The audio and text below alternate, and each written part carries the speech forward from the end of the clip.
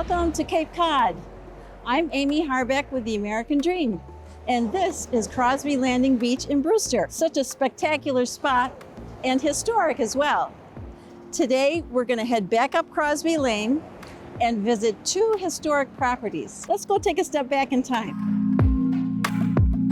Today, I'm with Alan Granby, and he is the owner of 11 Crosby Lane. Tell us a little bit about the history. My wife and I were in the antique business down in Dennis and thought that this was such a spectacular step up for us that we would sell the old place and move our shop here, which we did. The property was built by the Crosby family, one of the largest landholders and icons of the community back at the mid-19th century.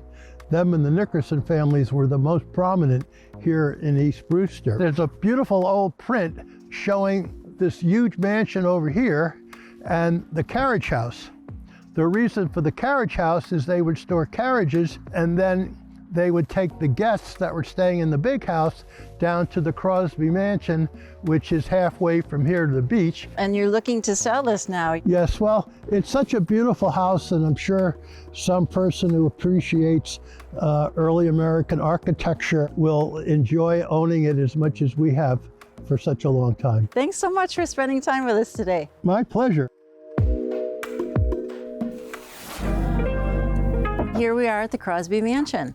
We're here with Richard Archer, who is the properties manager. The Crosby Mansion started built in 1877, and the mansion's been various incarnations over the years, way up until the 80s, when the mansion came into disrepair, and the Friends of Crosby Mansion have been restoring it lovingly. We're in the grand foyer of the mansion, and this would be the main entrance where people would come for Matilda's parties and dinners. We're coming into Albert's billiards room, and this room was sort of, the men would play on a English snooker table, which is much larger.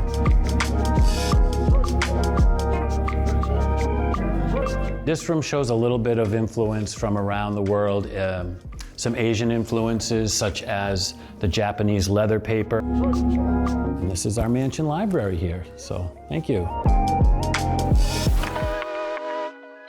I'm happy to introduce to you Dottie Leone, and she has a very special relationship with the mansion.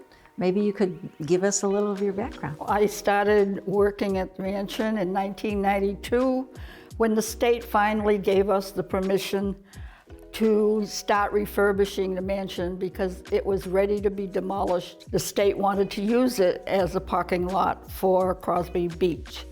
And a group of neighbors got together and we said, oh no, they can't do that. So finally, after 2 years, they gave us the permission. We decided that we would like to give tours in the mansion. So I became a docent, a guide tour, and writing was always my hobby. I had always wanted to write a novel, but I never knew what I would write about. They gave me a whole stack of information for me to read so that I would be knowledgeable about what I was talking about and able to answer questions that the tourist would ask me. Albert is exactly the character I was looking for to write a novel. It took 10 years for me to do, from the first time I started writing it until it was published. If it's purchased here at the mansion receives all the profit from the book. I was about 72 when I started to write, because it was after we retired here at the Cape. And you're how old now? 93. I love the mansion, and I just live the next street over, so it's like my second home. I love it very, very much. Thank you for spending time with us today, but mostly to thank you for all of the work you have put into this place. I'm Amy Harbeck. Our peek into the past has made a stroll down Crosby Lane even more magical.